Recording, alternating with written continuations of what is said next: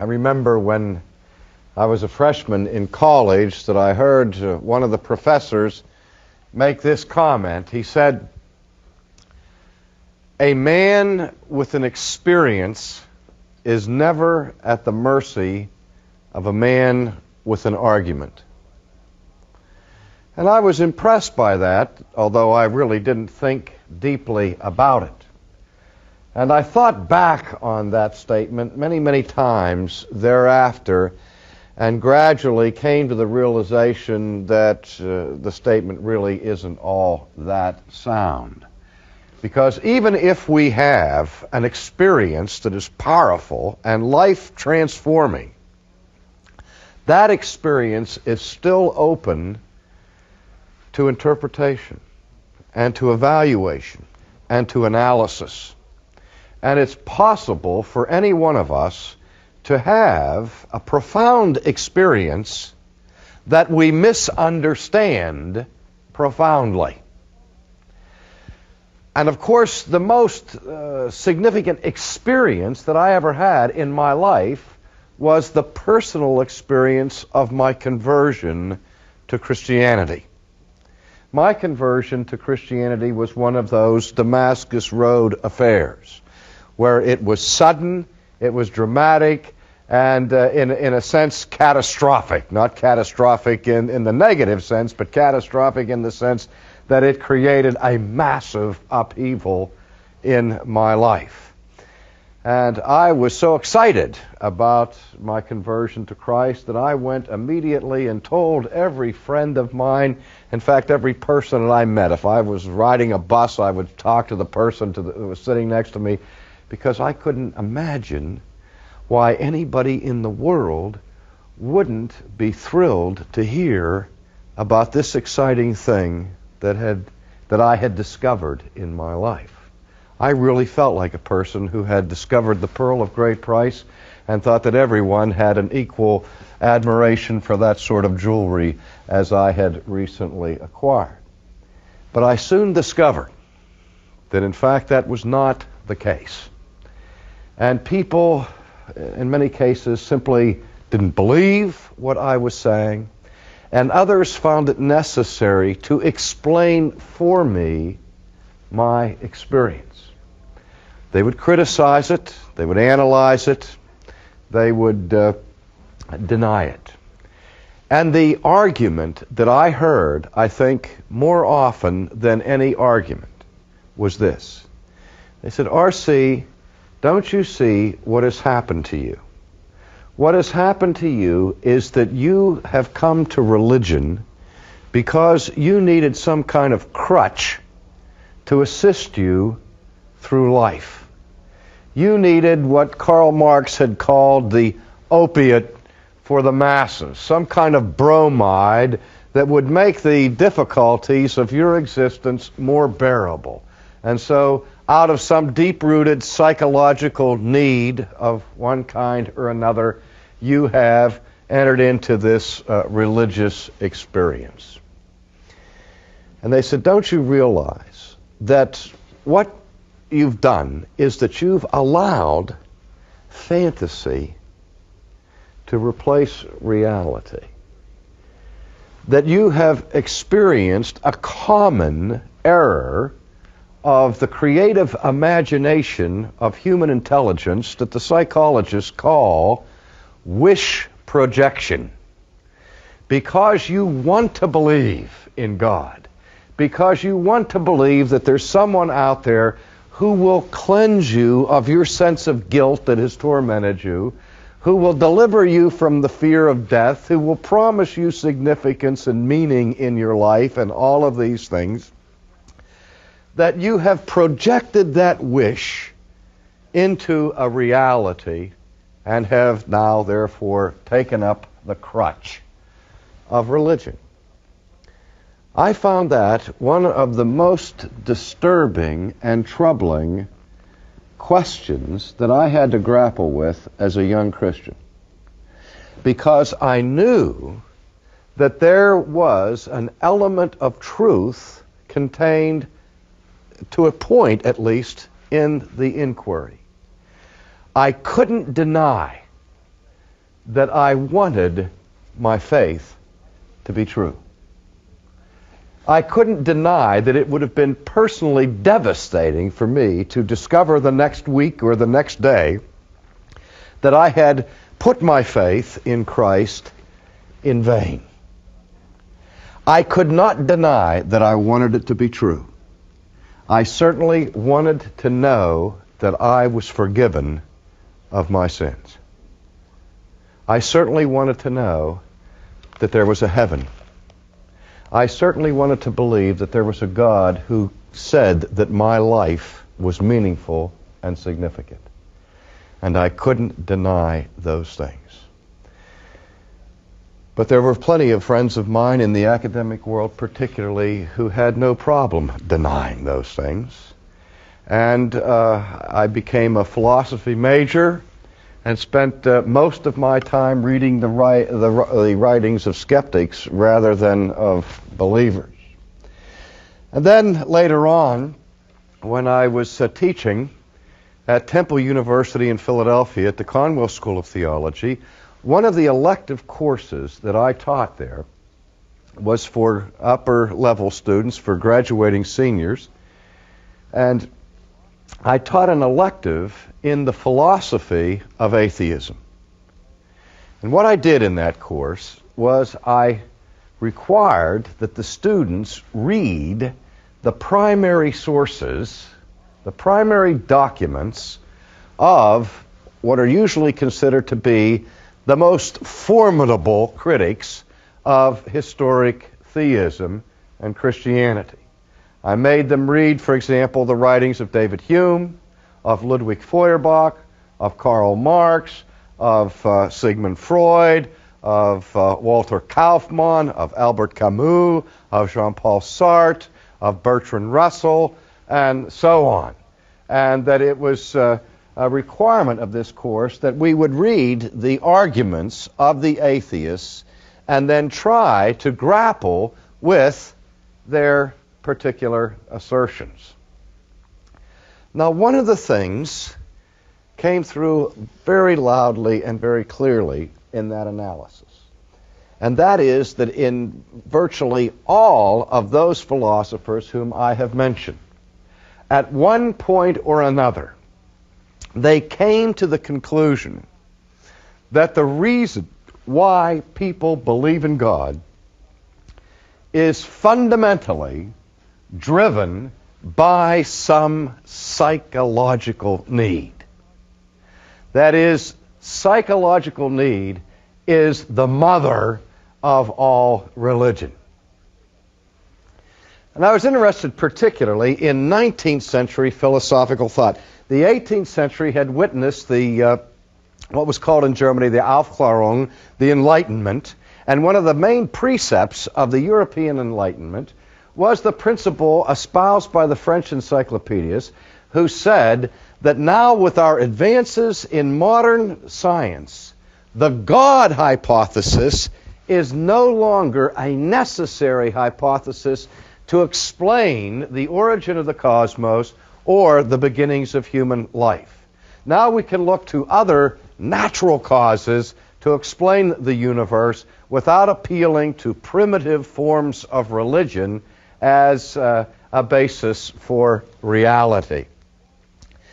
By the middle of the 19th century, the climate of philosophical skepticism was such that in the main, philosophers were not debating the question, does God exist? It was tacitly assumed by most of them as a foregone conclusion that God does not exist. And so the question most of the able atheists of the 19th century were addressing was this question: since there is no God, why is it that man seems to be incurably homo religiosus? Everywhere we go, whatever culture we examine, we find evidence and manifestation of some form of religious expression, and religious belief that is deeply rooted in the culture. And it's not something that is limited to or contained within the confines of primitive, ignorant people. We find people profoundly intelligent who are as vehement in their affirmation of the existence of God as the atheists were in their denial. And they said, how can we account for that? Now, let me just pause for a second and see what was already appearing as the beginning of a philosophy of phenomenology. The question was not one of metaphysics, is there a God? We can't get up and climb up and beyond the realm of physics and penetrate those questions. What we need to know is, in the arena we can investigate this world. Not only can we investigate the forces of physics in this world and of chemistry and of biology, we can also examine anthropology. We can examine people. And one of the things we can do is that we can see that people here, one of the phenomenon that we see is that they tend to be religious. So we ask, why? We need to account for it.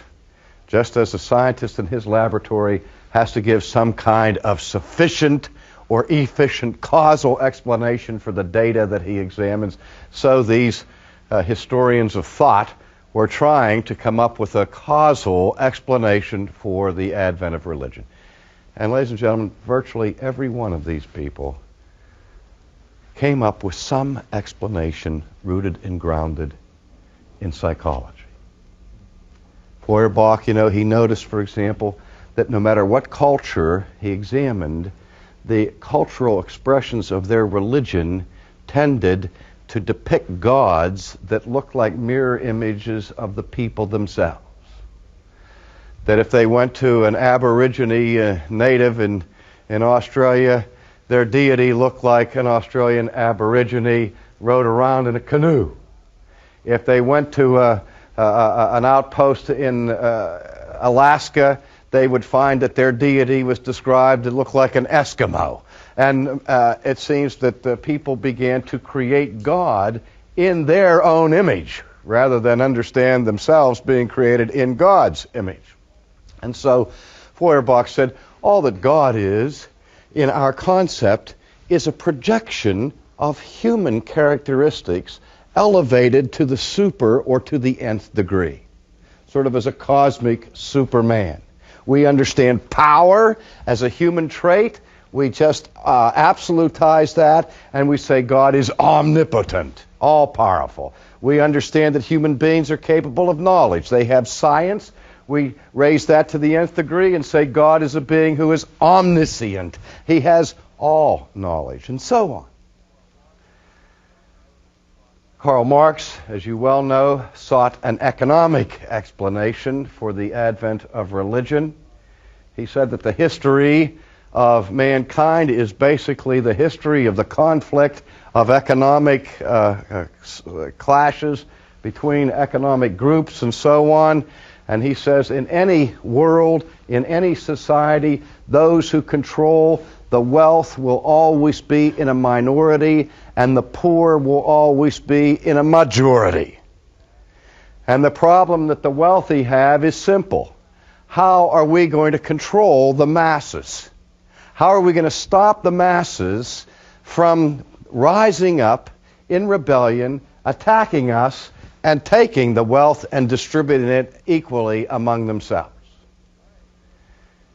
And Marx says the twofold way that the wealthy control the masses are these. On the one hand, the wealthy control the legislation, so that Lady Justice removes her blindfold, according to Marx, and the law begins to reflect the vested interests of the ruling classes. The law will discriminate against certain groups who are not in power. He said that will happen. He said, but the most important tool that the owner has to control the slave, that the rich have to control the poor, is the tool of religion. Because what religion does is that it promises to the poor a better life in heaven, on the other side of the Jordan. If they be good slaves now and behave themselves on the plantation, then someday, by and by, swing down sweet chariot, or however that goes, and they're going to get carried away home to the other side of Jordan, and everything's going to be great.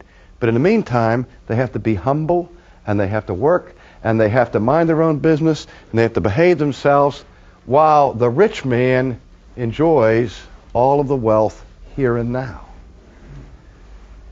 So you put them to sleep with drugs of religion. That's the theory. Freud, of course, had more than one explanation, but his basic explanation was that man is afraid of nature because we're vulnerable to nature. We can be harmed or killed by the tornado, by the fire, by the flood, by disease. And you can't negotiate with these forces. And so what we do is that we begin to personalize impersonal forces and begin to believe that there's a God that resides in the fire and a God that resides in the flood. And we have a God for this and a God for that. And if we pray to those gods, appease those gods, give homage to those gods, maybe they will treat us kindly and remove the threat of nature from us. Now, again, I don't have time in this brief period to canvass the basic theses here of these different philosophers. But the rudimentary principle is religion is the invention that comes out of some deep-rooted psychological need. I don't need to labor that anymore, do I? I think we've all heard it enough. Now, I want to say this in response. When somebody is accused of a crime in our criminal justice system, it is the task of the prosecution to prove the charges against the accused. And part of the procedure in police work and so on is to discover motive, means, and opportunity. If a person can establish that they had no possible opportunity or no possible means to commit the crime, it's very difficult to prove the crime against them, isn't it? But just because we prove that somebody has the motive, the means, and the opportunity to commit a crime does not mean that the person is guilty. We may be able to show, for example, if one person is murdered, we may be able to find 50 different people that had a motive to kill that person, had the opportunity to kill that person, and had the wherewithal to do it. You need more than that to convict of the crime. I hope we understand that. Now, I have no quarrel with Freud or Marx or Feuerbach or Sartre or Kaufmann or any of this in terms of their making it very clear that human beings indeed do have the capacity to invent religion. I think we have to admit that freely. We have brains, we have the ability to project ideas, we have the ability to project wishes, we have the ability to be engaged in fantasy. We know that. And I think that it's theoretically possible, if there is no God, I think it's possible that people could invent one. We have the motive, we have the means, we have the opportunity. I don't think we'd invent the God of Scripture. I don't think we'd invent a God who's holy. I don't think we'd invent a God who demands perfect obedience to him with the threat of everlasting torment if we fail in that. But that's another story. But I'm saying, I'm granting at the outset that we do have a psychological motive to invent God. But what I'm pleading for in this brief message this evening is to understand two things. That just because man has the ability to invent God does not mean that that's how the idea of God came about. It's also more than possible that the reason why the world is incurably religious is because there is a God who has so clearly and manifestly demonstrated his existence to mankind that knowledge of him is virtually inescapable. That's another alternative explanation. But more important to the point right now is that we have to say to our atheist friends, hold the phone a minute. I'm willing to grant to you that I have a vested interest in believing in God. Are you willing to grant to me that there are also powerful psychological motives that many people have to deny the existence of God?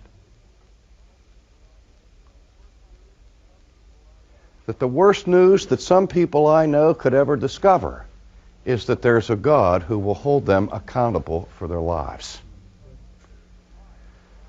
Because if there is a bias, the bias can be in the other direction. There's a strong reason why I wouldn't want God to exist, namely that if I have sinned, if God exists, then I understand that I am guilty before him and that I am going to be held ultimately accountable. And if that's the way, if I am in a relationship to God that is one of alienation and estrangement and disobedience, then I hope with all of my heart and soul that he doesn't exist. Do we understand that? And now what I'm trying to say is the question of the existence of God can never be resolved on the basis of our psychology. That's a question that we have to deal with on other grounds, on objective grounds of objective philosophical argument, not on the basis of what my psychological disposition is or what your psychological disposition is. I have to say at the outset, yes, I want there to be a God. And if you're going to be honest with me, tell me, and maybe you're saying to me, oh, I do too, R.C. Boy, I really want to believe it. Please persuade me of it. You know, and if that's your disposition, put it on the table. If your disposition is, boy, that's the last thing I hope is true. But the point is, nobody's neutral about this question. I've never met somebody that was neutral. Because there is no neutrality when it comes to moral responsibility, ultimately. And you know what I've noticed in my debates with atheists is that I almost never meet somebody who said, oh, how I wish that were true. And that surprises me, because I can't imagine why any human being wouldn't want it to be true that there is a God who is willing to forgive them of every sin that they've ever committed. A God that will give them life that will go forever. A God that will guarantee to them that everything that takes place in their existence is significant. And there's no such thing as futility in your labor. Maybe what people have is that they're afraid to believe it because it's too good to be true. I mean, they have been disappointed so many times in their lives by believing things that didn't come to pass as they had hoped, that they're almost saying, hey, you know, I don't dare believe that. But usually what I'm engaged with in discussions with atheists is with a spirit of hostility. People seem to be saying, man, that's bad news. Don't talk to me about the existence of God. Now, long before Freud and Marx and Feuerbach and these people ever speculated on the question of the psychology of theism, the Apostle Paul, centuries ago, set forth in his philosophical framework a psychology of atheism. The New Testament gives a rational explanation for why there might be, in fact is, a negative bias deeply rooted in the human heart against the existence of God. And again, I would like to take a few minutes to look at that treatment, which is well known as it is found in the first chapter of Paul's letter to the Romans. Beginning in chapter 1, verse 18, we read this report. For the wrath of God is revealed from heaven against all ungodliness and unrighteousness of men who suppress the truth in unrighteousness. Now let me just quickly comment on this introductory verse to this segment of the epistle. First of all, the word that the apostle uses here that is translated wrath is the word orge. It's one of the words in the Greek language that can be translated anger or wrath. We get a different English word from it. You may be able to guess what word that is. It's the word orgy. Now, we don't think of orgies in terms of anger, do we? We use the term orgy to describe an unrestrained, unrestricted, unbridled involvement or manifestation of sensuality and sex and partying and all the rest. An orgy. A liberation of human passion without restraint. The point of contact linguistically between the English word orgy and the Greek word orge, that is the word for wrath, has to do with the expression of passion. Unbridled passion. The link is this. What the apostle is saying here is not only that God's experiencing wrath about something. He's not saying that God is merely irritated or annoyed or is simply angry. But really the force of this teaching is that God is furious. That God in heaven is enraged about something. Now, I know that's difficult for us to conceive of because we've been brainwashed, if you will, for a couple of hundred years about the character of God, so much so that in 20th century American culture we think that it's unthinkable that the deity would even be capable of being mildly displeased about anything. We have so defanged God and turned him into a cosmic Mr. Rogers. You know, what a wonderful day, and then I love you just exactly and precisely as you are. But the God of Scripture is a God who's capable of being angry when human beings violate other human beings. And when human beings trample truth. And when human beings desecrate that which is holy. God is angry. And so Paul begins this, and incidentally, Paul is beginning this epistle, which is his monumental work, his magnum opus, on the grace of God. If you read the rest of the epistle. But basically what the apostle is trying to do is show here that you can't understand grace as grace until you understand, first of all, the reality of God's wrath. And so he says, the wrath of God is revealed from heaven against what? I remember early on in the 20th century, some of the existential theologians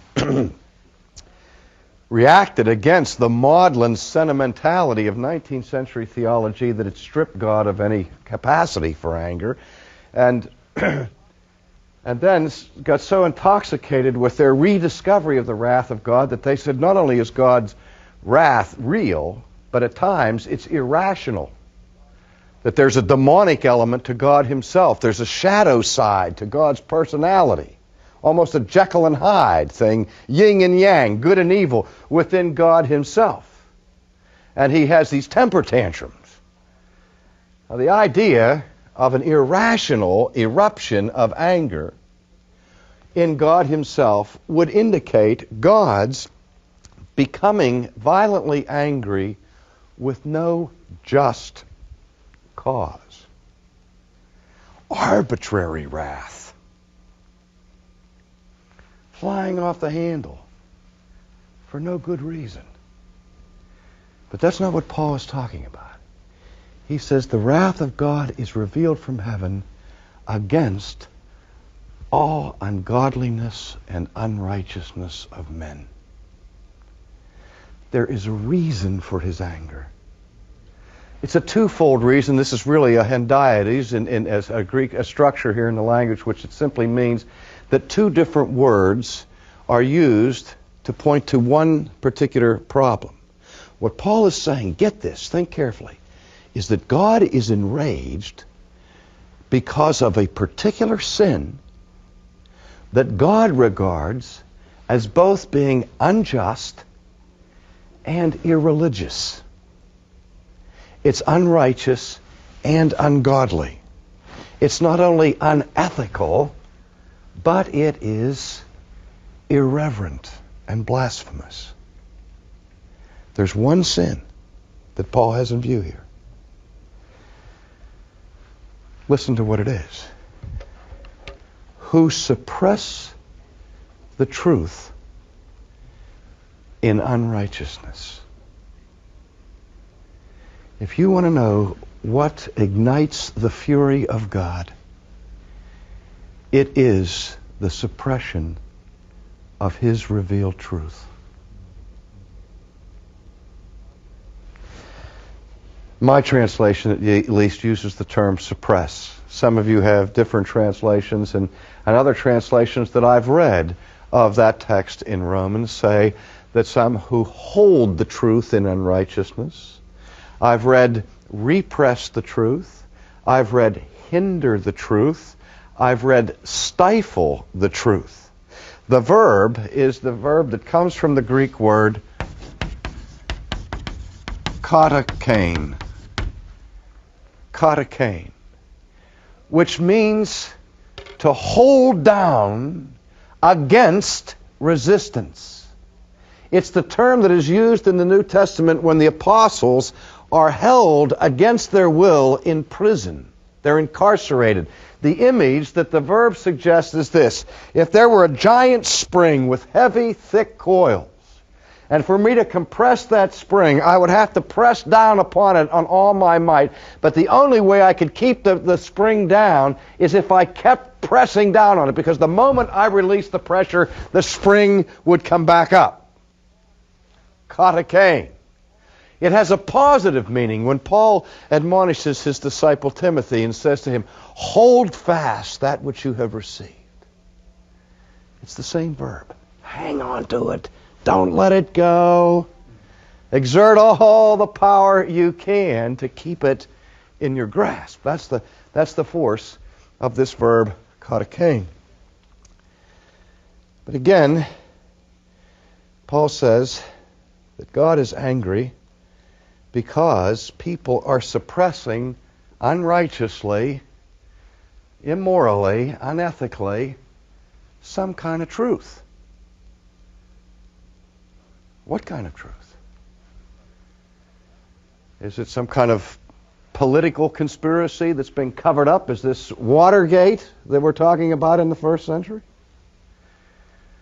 No, if you excuse the pun, it's Heaven Gate that is being covered up, because Paul goes on and specifies what he's just spoken of in general terms previously to this. He says, because that which is known about God is evident within them, for God made it evident to them.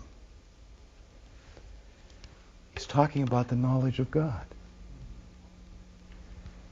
What the apostle is saying is that God is angry because human beings are suppressing a knowledge of God. A knowledge that God himself has revealed to the world.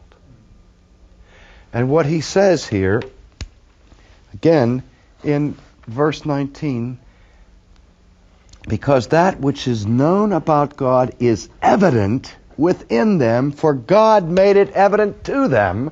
And I want us to understand here that the word that is translated in my version by the English word evident is the word phaneros, which in Latin is the word manifestum. That is, this knowledge of God of which the apostle is speaking is not some vague, esoteric, arcane, secret, hidden knowledge that only some Gnostic elitist with a super intelligent capacity could ever discern. But rather it is the knowledge of God Himself that is manifest, that is clear, and that it is clear to the whole world. It's that same knowledge that Scripture elsewhere says that the heavens declare the glory of God. The firmament shows forth His handiwork. I was listening to a talk show one night, radio talk show, where they had an atheist philosopher, they had a Roman Catholic Jesuit theologian, and a Protestant theologian. And they were debating arguments for the existence of God. And they were getting in all kinds of sophisticated debates about the ontological argument and the cosmological argument and so on.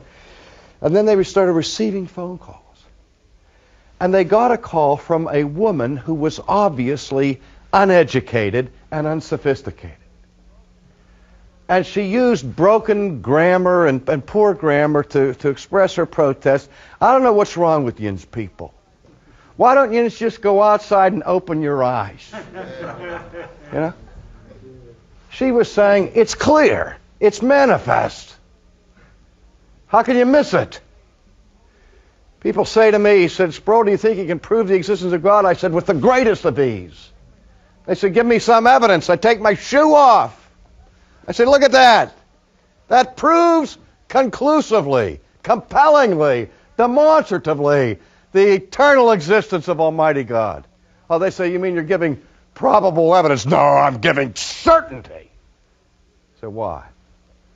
I said, if it exists, if you see a shoe here, if there's anything here that's a shoe,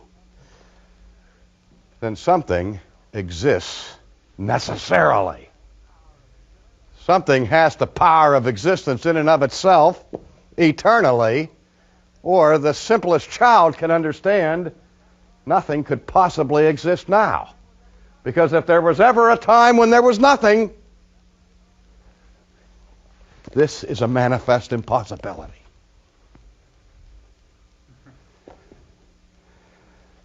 And if anything exists, something has to have the power of being in it. What could be more simple? If it doesn't have the power of being in itself, then nothing could be. See? You don't even need the heavens to declare that. Just look at your shoe. But that's another story. But in any case, verse 20 makes the indictment all the more severe. For since the creation of the world, His invisible attributes, His eternal power, that's just what I was talking about, His eternal power, His divine nature have been clearly seen, being understood through what has been made, so that they are without excuse. Now there's a couple things I want you to notice about this text. Since the Kantian watershed in philosophy, those of you who are students of Western thought know that Immanuel Kant said we can no longer be persuaded by the traditional arguments for the existence of God because ultimately they rest on reasoning somehow from this world to the metaphysical realm. And Kant said you can't reason from the seen to the unseen. If Kant's right, Paul's obviously wrong. If Paul's right, then Kant is obviously wrong, because what Paul is saying here is that the invisible things of God, things you can't see, are made known by means of, through the medium of, those things that are made, those things that are seen. There's a fundamental dispute there. You have to check for yourself to see who's more cogent, Paul or Kant. And I beg my Christian fellow philosophers to stop defending Kant and start defending Paul on this point.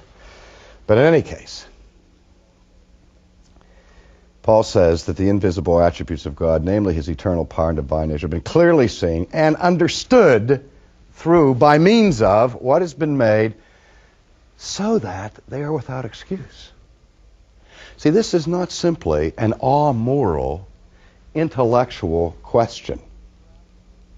The question of your affirmation or denial of the existence of God is a matter of consummate moral culpability. What excuse is the apostle pulling away from the atheist here? The one excuse that every atheist, that every agnostic will want to use on the final day of judgment is the excuse of ignorance. God, I didn't know you were there. If I just would have known, I would have believed you, I would have followed you, I would have obeyed you. What's worse than hardcore atheism is allegedly softcore atheism, which goes under the guise of agnosticism. The agnostic says, I'm not going to say there is no God. I just simply don't know whether there's a God because I don't think there's a sufficient evidence to come to a conclusion one way or the other. That terrifies me when I hear somebody say that. I say, because what you're saying now is not only you're not willing to affirm the existence of God, but you are pinning the blame of that unwillingness on God himself for not giving you sufficient information. Be careful here. You are adding insult to injury. If this is true, then what it is saying here is that God has so clearly manifested himself ever since the creation of the world, through everything that is made, that you can never use ignorance as an excuse before God. What Paul is saying is that people claim ignorance as an excuse, but it is a fraudulent claim. I've seen real hostility emerge when we've been in discussions with people who are hostile to Christianity, and we discuss these matters. I say, you're not responsible to me to believe this. You may be responsible to God to believe this, but you're not responsible to me to believe that. You don't have anything to fear from me. I'm not going to persecute you or prosecute you or try to bring any harm or injury to you about these things. But what I'm reading here is that in the final analysis, the affirmation of the existence of God is not an intellectual question, it's a moral one. And if you refuse to affirm the existence of God, you are in moral difficulty with the God you refuse to affirm, if Paul is telling the truth. Now here's the crowning, crushing indictment. Verse 21, for even though they knew God, they did not honor him as God or give thanks, but they became futile in their speculations, and their foolish heart was darkened. Professing to be wise, they became fools. Now notice what he says here, that the fundamental sin of the human race, the most basic crime that all of us have committed against God, that at the very time we knew of his existence, we refused to honor him as God. We refused to give proper gratitude to our Creator. You see, the problem with the atheist, according to Paul, is that it's not that the atheist doesn't know God. The problem is he refuses to acknowledge what he knows to be true. And that is dishonest. And I'll say this to people when I'm debating the question of the existence of God. I say, look, I'll debate this with you as long as you want to debate, and I'll try to answer as many questions as I possibly can. But I want to be honest with you. I want you to know I don't trust you. I think you're lying to me. You're telling me you don't believe that there's a God. I don't believe that. I think you know very well there's a God. And you're trying as hard as you can to escape that knowledge. That's what I say to them. And it makes them furious in most cases. But I mean, I have to say that because that's what the New Testament declares.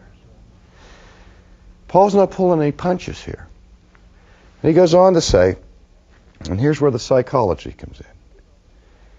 Professing themselves to be wise, they became fools, and they exchanged the glory of the incorruptible God for an image in the form of corruptible man and of birds and four-footed animals and crawling creatures. Now let me just say this. Verse 25, they exchanged the truth of God for a lie, worshipped and served the creature rather than the Creator, who is blessed forever.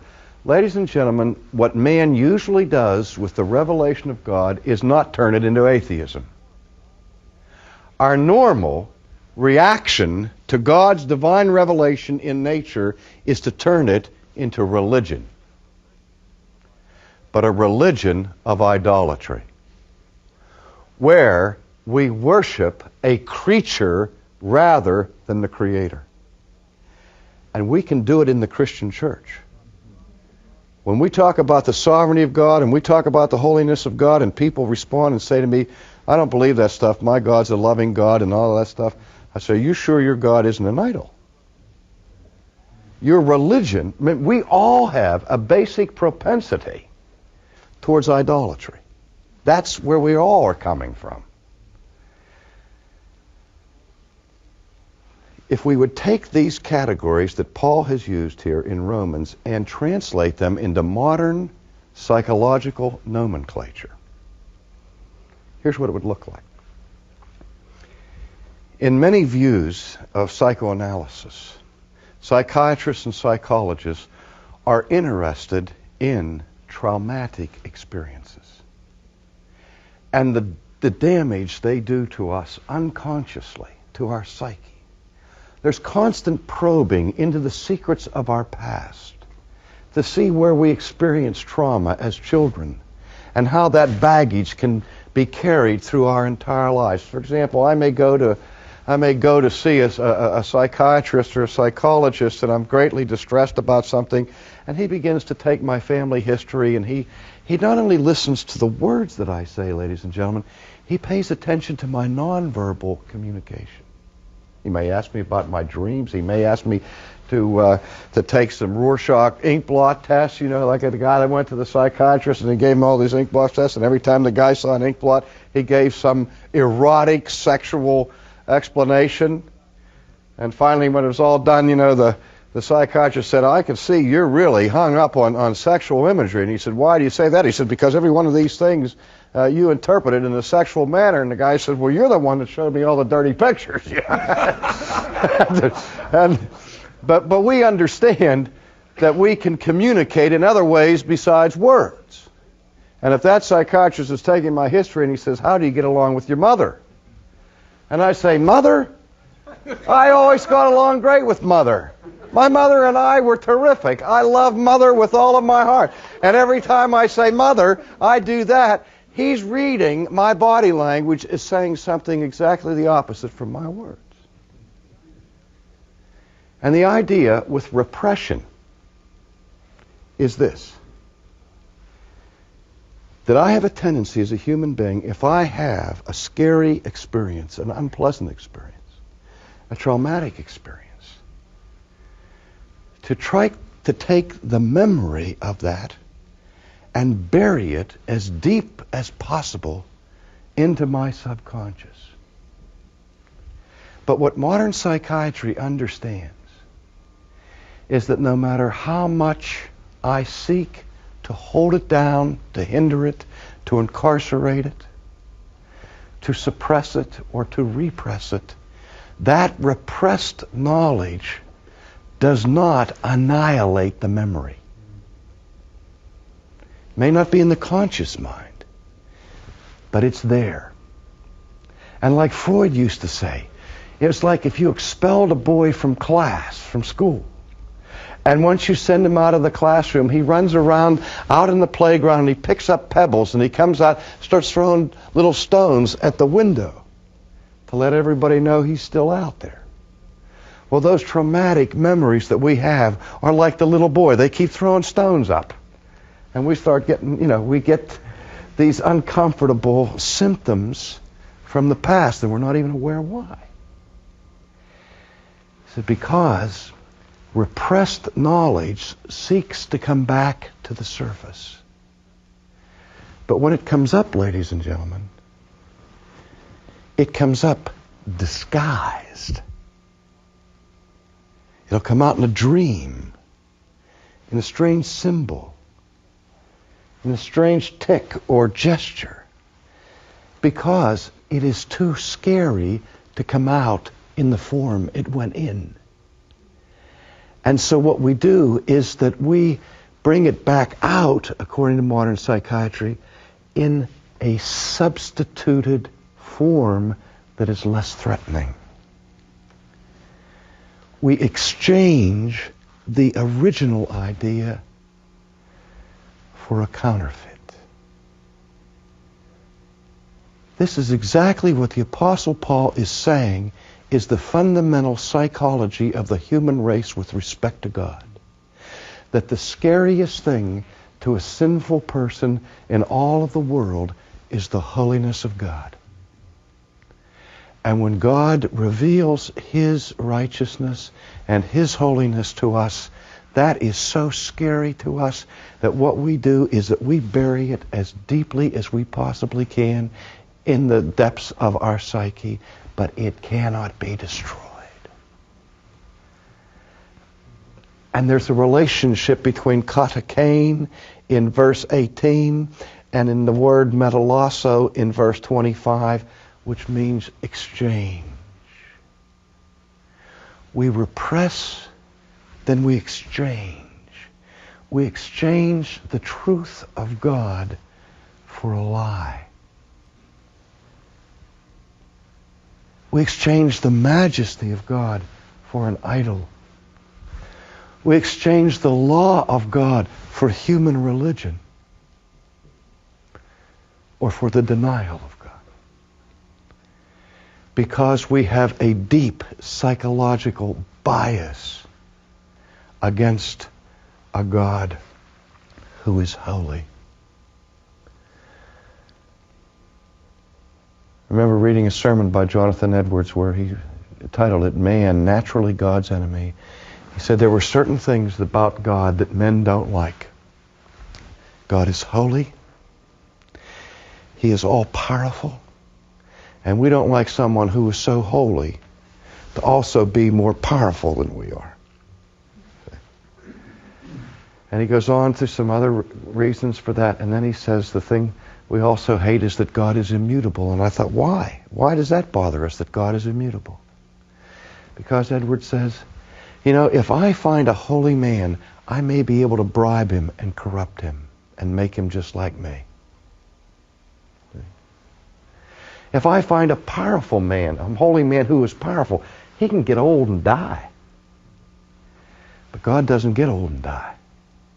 And God is incorruptible. Not only is He holy now, but He's holy forever. He's never going to negotiate it. We have no hope that He'll ever negotiate it. And that terrifies us. So the bottom line is, if we're going to debate the existence of God, I think it would be wise to do it on grounds other than the psychological desirability or undesirability of Him. Because if we're talking about Yahweh, the God of Israel, we're talking about a God that people have every driving passion to deny.